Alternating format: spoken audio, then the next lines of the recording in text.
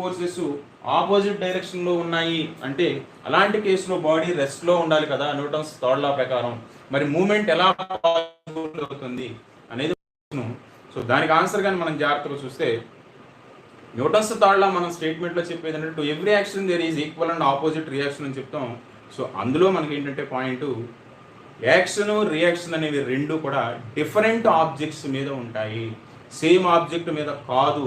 కాబట్టి మనకి motion possible అవుతుంది.